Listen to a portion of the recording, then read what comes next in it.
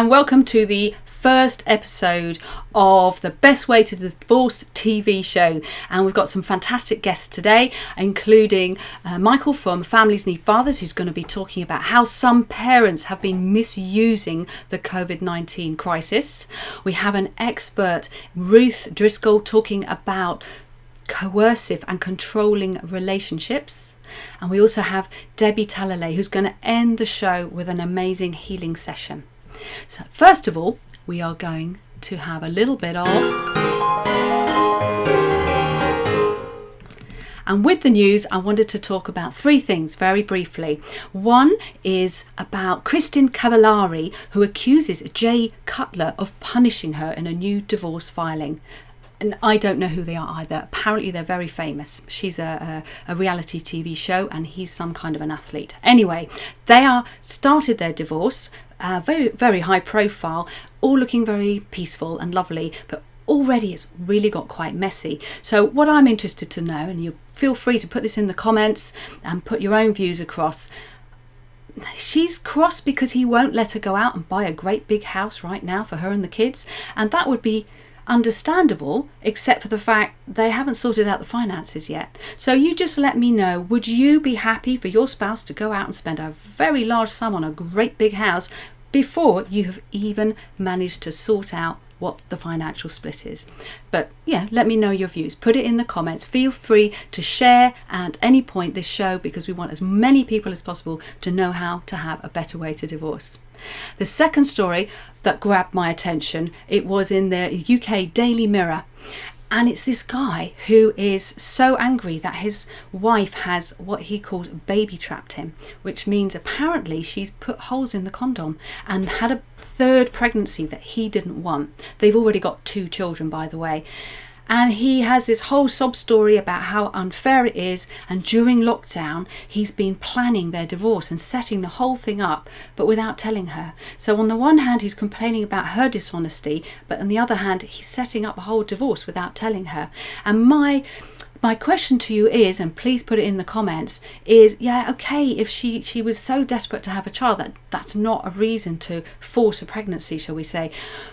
But what about having a conversation with a therapist, with a counsellor? I could easily suggest people they could talk to, and they've missed that bit out entirely. And we all know that if they had sat down and had that conversation a while back, if it's such a big deal for her to have another child, then of course she would have been the one having the divorce from him. But what bothers me is the way he says he's set it all up, he's got it all sorted, all the financials, but without telling her.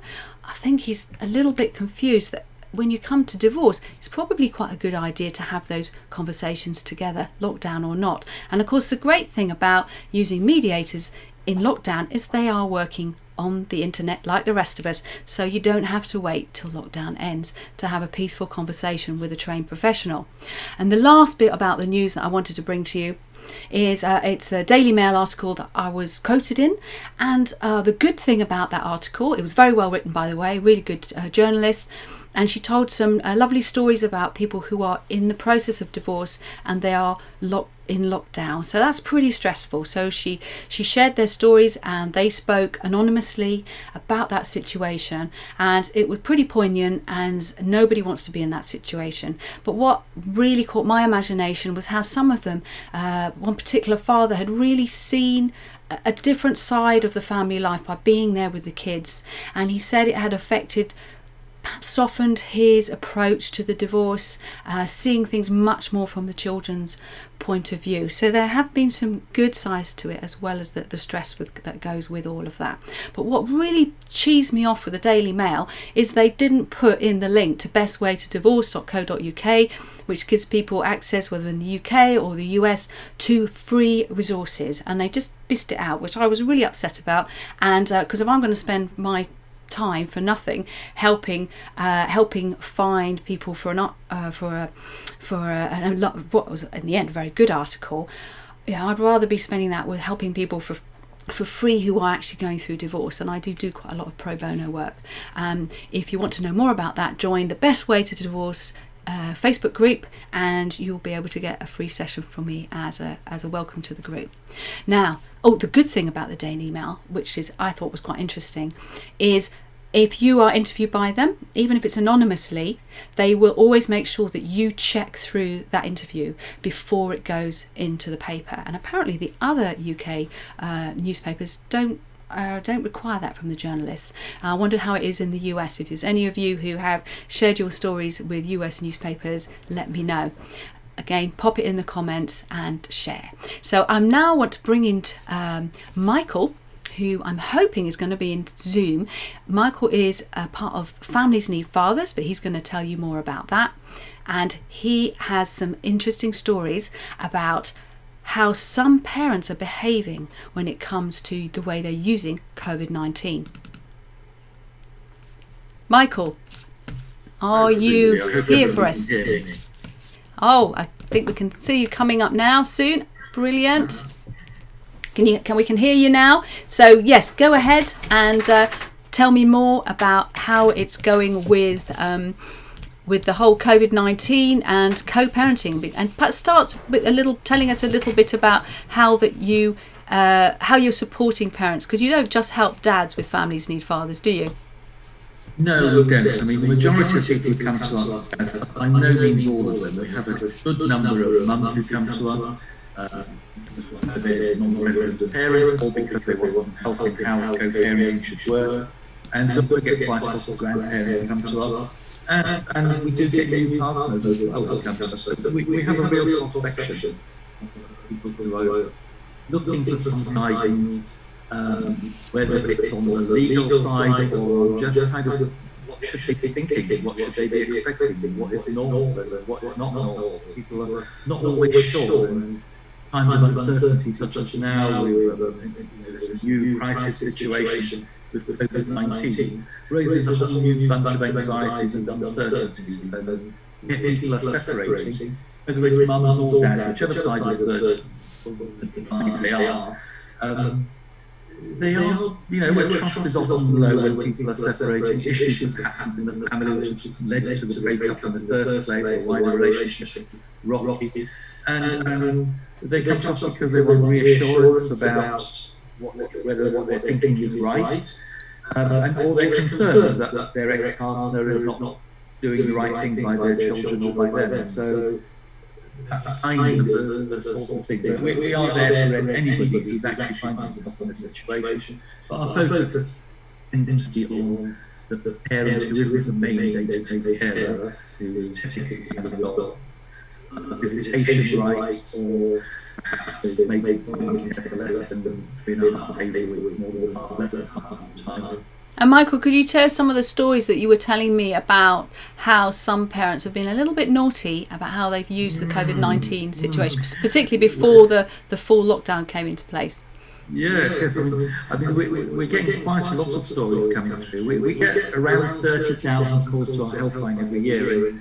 And roughly speaking, we've done a little toss-up recently. About 17% of them at the moment coming in specifically on COVID-19 related issues. And the kind of issue, one which I shared with you earlier, was I think it was just pre the full lockdown, just towards the last week of March.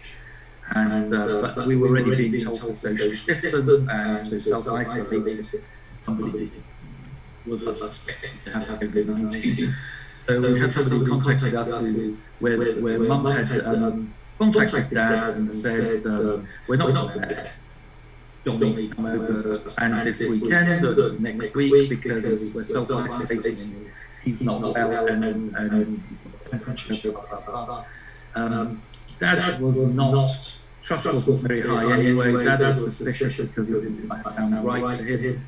And he phoned the school, and the school told him, no, Johnny's at the school. So, it's kind of very sad that sometimes when people are in a state of a certain level of conflict and trust is low, that, some might decide that they're going to go further than they should in terms of maybe exploiting the situation, which is a real shame because, of course, it's upsetting to the parent who this is out, but actually it's upsetting to the child who perhaps has a routine of maybe seeing the other parent every week or every other week or whatever the arrangement has been up until that point. So suddenly they find themselves with, you can't see them, but there's some reasons, some excuses made up, and there's all sorts of strange excuses being made up. And of course, some of them are genuinely anxious, to be fair. There are people who are also concerned because they've maybe got somebody living in the house, or they're worried that they're extra somebody living in the house who might get it and bring it back. But the general guidance and the government advice and the family justice or judiciary's advice is actually, if everybody's doing the right things by themselves and by their children, then there's no reason for children not to move between houses. Unless somebody, your whole household is in hospitalisation. If that's the case, it really should be no more than 2 weeks. And in the meanwhile, parents really should make other plans, make sure that proactively offer the extra time in video conference like we are doing now, or Zoom, Skype, or some method, talk on the phone, make arrangements, because those are the sorts of things which will then reduce the tensions and help to dissolve the difficulties, the trust difficulties that people often have when separating. That's good advice, Michael. Thank you. And we're going to show. I'm going to show later a QR code that you sent over in the roundup session. This is a session where people can access various free downloads and information. So in your case, where will it take them when they click the Families Need Fathers QR code? We'll take them to our main website, and on the front page currently there are links to COVID-19 related guidance fact sheets that we've created about kind of how to collaboratively parent, and if things, how to avoid things breaking down, how to do the right thing for the children, and also what to do if you just can't come to an agreement at a time when the family justice system is likely to be slow and unresponsive, and how let's try and avoid things escalating to that point, but also just sort of casting an eye ahead that if you have to, then you have to. That's brilliant. Thank you so much, Michael, and thank you for sharing on the show. And that QR code will be coming up later for everyone. Right, and now I'm going to introduce our next guest. We have come to the part of the show that is about Ask the Expert.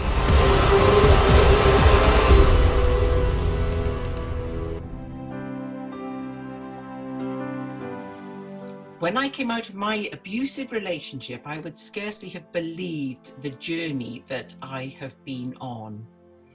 At the time this was happening to me, I was the head teacher of a challenging inner city primary school. So I was a leader and dealing with challenging situations every day. Since going on this journey, I've discovered so much more about myself. I've become an international #1 best-selling author. I've also a TEDx speaker, and I'm an award-winning speaker. I'm a mentor and a coach and a trainer, and I really feel that I've discovered my purpose, why I'm here, to help those who are in manipulative, abusive, controlling relationships into empowerment and freedom. And now we're going to welcome in Ruth, who's going to join us. Where are you, Ruth? Hello. Thank you so much for joining us. And Ruth, you help mentor people who are in controlling and coercive relationships. Isn't that right? Yes, that's correct, Susie. What I do, it's assertiveness and empowerment training. And it's to help those who are in that situation where you're basically in the worst possible place for you to help yourself, because your self-esteem has been completely eroded, and you're believing all those negative messages about yourself that the controlling person has put upon you. So it feels a very helpless place to be, and particularly now if you're in a situation of lockdown with that person, then you can feel very lonely and very isolated. So some of the work that I've been doing recently has been towards supporting those people to know there are steps that you can take, because the way that I see it is this: the battle is actually won here. This is where the abusive person has kind of, if you like, taken up residence, become a squatter inside your head, controlling your thoughts and therefore controlling your beliefs about yourself, and through that controlling your emotional state. So there are certain things that you can do at this time where I feel that one of the most important things is to be as calm as you possibly can. And the way to control your emotional state is through your breathing. So breathing deep down inside and pressing down on your diaphragm, where you might be feeling, getting the breathing patterns of anxiety and fear. Breathing deep down into your diaphragm, that will help you to get back into that place of feeling a little more calm. And you might wonder why that is important. Well, if you are calm, you're in a better place to be able to think clearly. And that will help you to make better decisions, to not feel so overwhelmed. I do have a QR code that Susie, you're going to be at the end of this, and that is to help anyone who is having difficult conversations as they're going through their divorce process. But I also have another free gift that if you go to my Facebook page, Ruth Driscoll, the Life Liberator, and from there I can give you access to a secret Facebook group, which is a safe place where, first of all, you'll be able to access this gift that I have for you, which will help to bring you into that place of calm. But it's also a place where you can, without any anxiety, ask questions that I'll be able to go into more detail with you, because any question that you have around things, you can guarantee that other people will have those same questions as well. So any question you ask is going to be a benefit to all. But there's something else really important that I want to address with you, because we know that the incidences of violence and domestic abuse have risen significantly during this lockdown period. And if you are feeling unsafe, then it really is important that you have strategies that you know you can take to be able to get yourself safe, because that's the crucial thing. If you are able to dial 999 in the UK, that is, if you're able to dial 999 on your mobile phone, there is from there, if you can't speak and just cough or tap your phone, and the operator will know that there's a problem. And you can then dial 55, which will take you through to a silent room, and there they will realise that you need support, and so support will reach you. And you can find out all about that on the government website. So if you have a chance, make sure you look that up. The other strategy to have in place is, do you have a friend or a relative who knows about your situation and you trust? And if you have, can you set up with them perhaps a little code or a secret way of getting a message to them, like, I'm running out of milk, something like that they will know that means that you're in trouble. Or if you have a neighbour, maybe if you have a neighbour who, maybe they don't know, but maybe they have a suspicion, but you know that there's somebody that you can trust. Perhaps, you could make an excuse to tap on their door, take your social distance back from there, and then just say to them something like, I'm running out of milk, and use your eyes to indicate that there's I'm running out of milk. You see what I'm doing with my eyes? I'm running out of milk. I need someone to get me some milk. So your eyes can converse as well as your words. So some way of getting a secret message to someone that you trust, that you know will respond on your behalf, because that's a crucial thing at the moment. But inside the home, maybe the situation, the coercion, the control, the suffering is not the sort where you feel in physical danger. But the best thing you can do at this point is to keep yourself as calm as possible. That will help to keep you rational, and that will help to protect your well-being and your physical health as well. So those are some of the really crucial tips that I want to get through tonight. So there will be a QR code at the end that will help you with communication in general in those difficult circumstances. And let's face it, going through divorce can feel a very tense and difficult time for you. But also, if you're in that situation where you need extra support at the level at which I offer it, then go to my Facebook page, and from there I'll help you to access the secret group where you can access more direct help.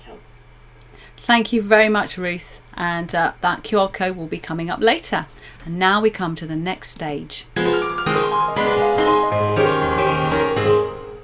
So I'm going to be doing a little bit of education. I wanted to talk about reality. I'm taking a little something from from the divorce masterclass, I call it, which is the divorce discovery journey. Incidentally, the QR code that you saw earlier, once you go back through the video, if you access that course for the next 2 days, you'll be able to get the whole of the section about the terrain, the dealing with the terrain, all the preparation that you need to do completely for free. You won't even need to put in your card details. So if you're catching this on a replay, you better hurry, because I can only keep that available for 2 days.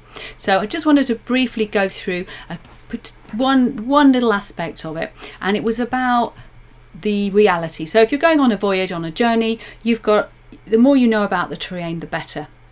You don't want to be flailing around in the dark, making mistakes. I often talk about the Bermuda Triangle of a nasty court-based divorce. And a lot of these things are so avoidable, but you need to get real up front about what it's really about. So some people are under a huge misconception. They think that divorce, the whole divorce system, and this is true not just in the UK, but in the US as well, and many other countries, that somehow it's benevolently created to help families to go from being a family into what would be, I would like to call an extended family.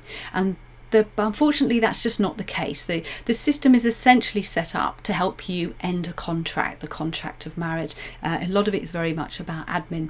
So it's important to realise that can cause problems, and be aware of that. It's not that there's any malevolent forces at work. It's not about lawyers being bad. It's simply that's just the way the system is. Now, it would be great to change that system. That's something I would definitely like to do. And if anyone has comments on that, ways they think we can do that, that would be great.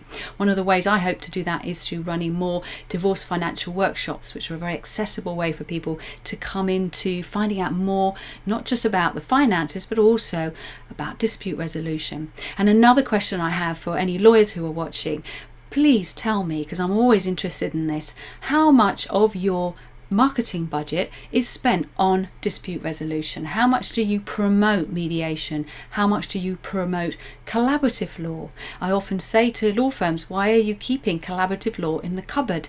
A lot of people have never even heard about it. And another thing about the reality check is you need to be aware that just because a lawyer says, we work very collaboratively, that is not the same as being a collaborative lawyer. It's a very specialised training. We'll be able to give you more information about that on future shows. And certainly if you go into the Best Way to Divorce Masterclass, you'll be able to find out all about that, and resources on the bestwaytodivorce.co.uk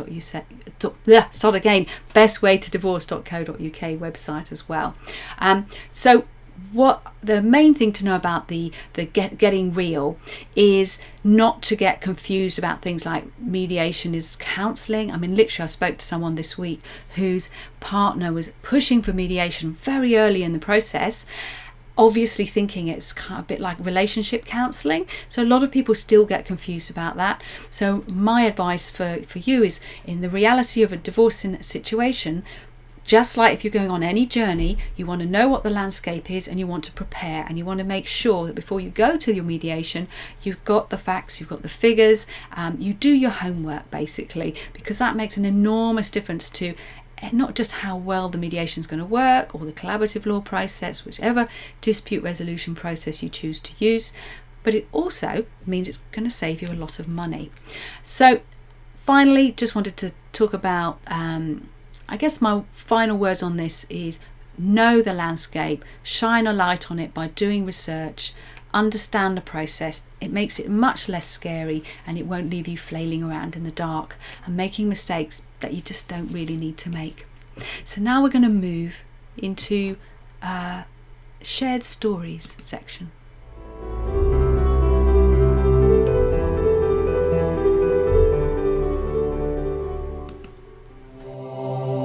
It was a very acrimonious separation with a lot of bitterness on each side, but don't ever remember being sat down and told what was happening, the facts of the situation.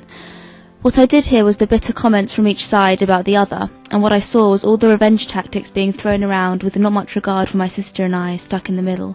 I never thought it affected me that much growing up. It was such a normal part of my life, but it bothered me when I'd hear the comments about the other. I don't think they ever thought about the fact that it wasn't just their ex-partner that they were insulting, it was my mum or my dad.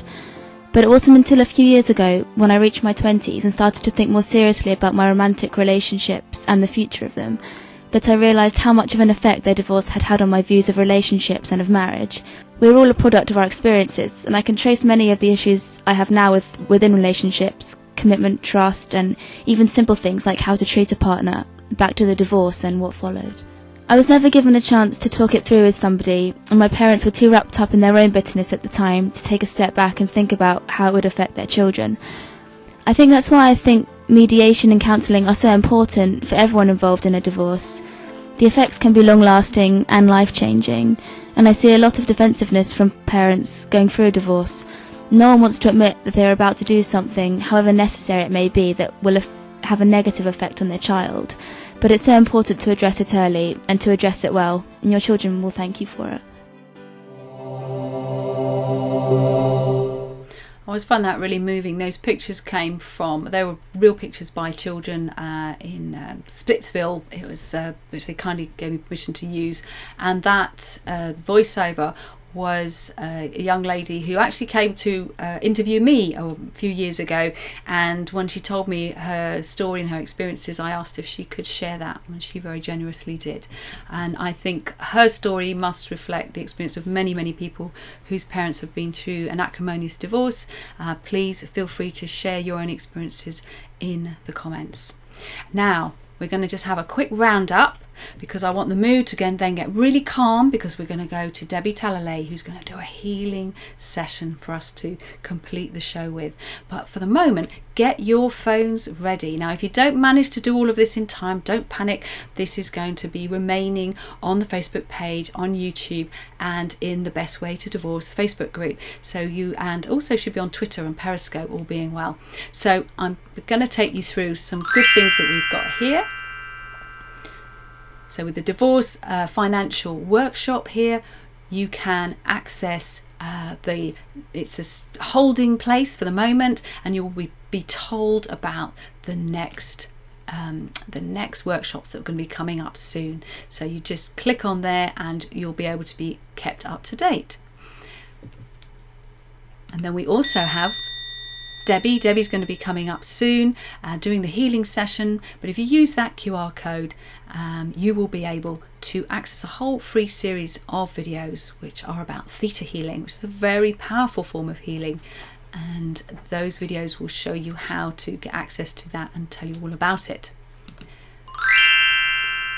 This is the QR code for Families Need Fathers, and here we have you can go straight to their website and access all kinds of great resources.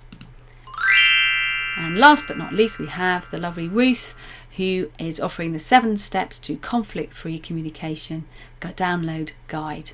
As I said at the end of the show, once this is settled in, you'll be able to go back and find these if you haven't managed to do that as we go through now.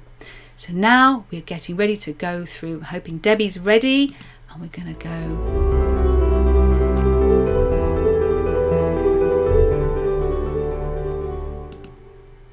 Hello. Hello, Debbie. Here we go. Thank you for coming into the show, and you're going to see us out with a lovely healing process. Perhaps if you can just tell us a little bit about it first. Well, yes. Yeah, can you hit? Right. This healing is designed to clean you down from all the accumulated negativity and fear, which stick to us. No matter how upbeat you are, everybody around us is quite emotional at the moment, and it's sticking to us. So I want to clean you down so that you feel a little lighter and less burdened by events.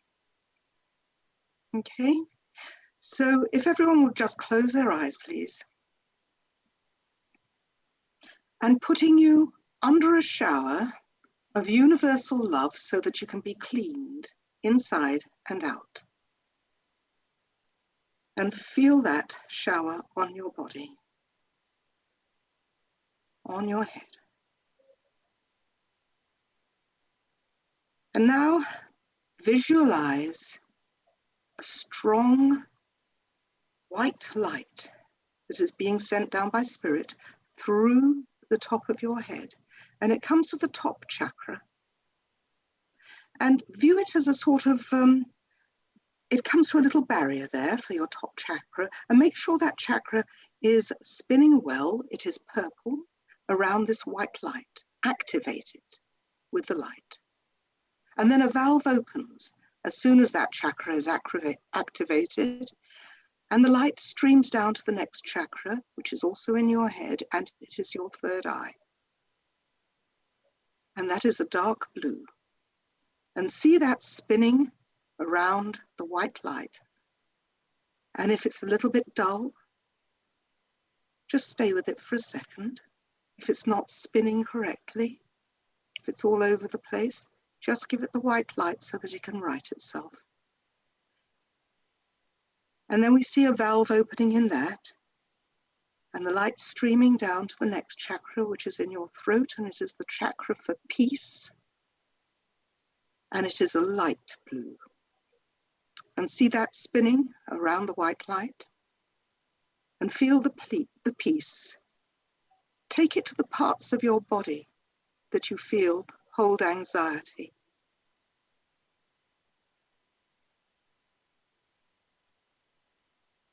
Visualize a chakra opening and see this white light streaming down to the next chakra, which is your heart and which is green, and revive that chakra.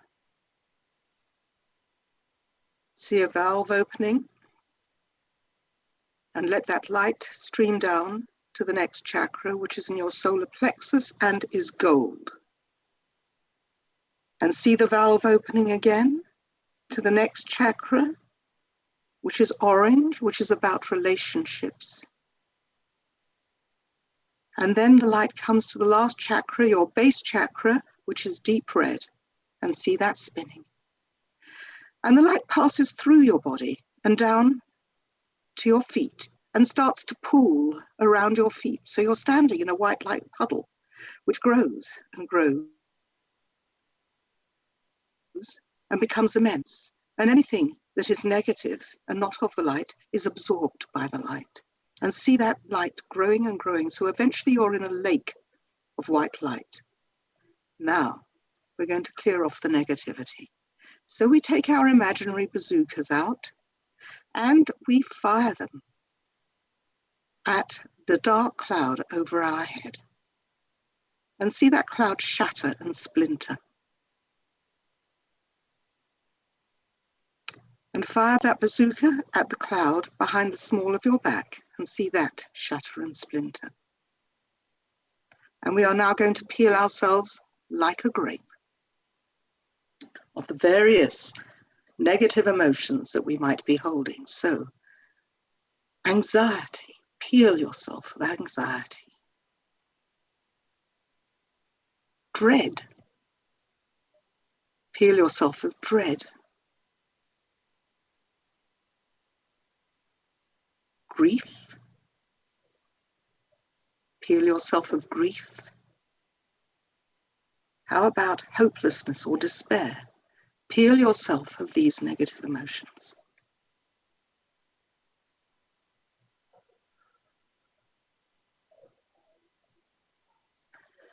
And now we're going to attract to ourselves the things that we would like to be in our lives.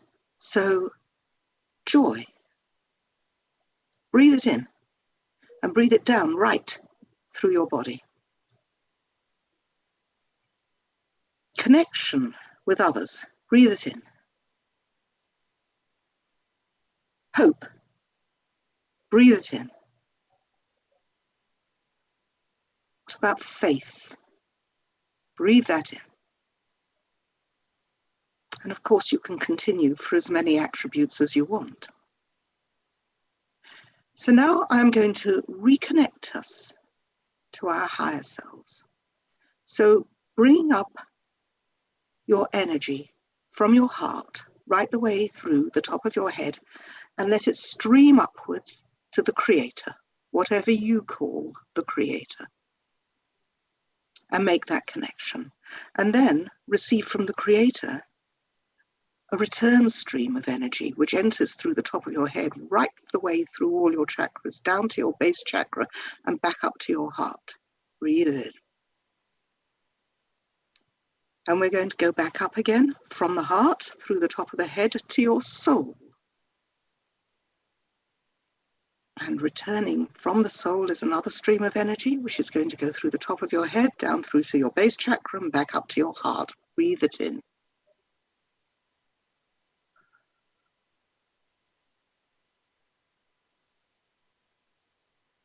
And now, I like to say 3 times, I reclaim my power. I reclaim my power. I reclaim my power. And putting around us as a final step, the protection of the earth. And this is a shamanistic ritual, 7 circles. So we put around the first circle, and the second, and the third, and the fourth, and the fifth, and the sixth, and the 7th. Breathe it in. And please open your eyes. I hope you're all feeling a little bit lighter and clearer. Okay, Susie.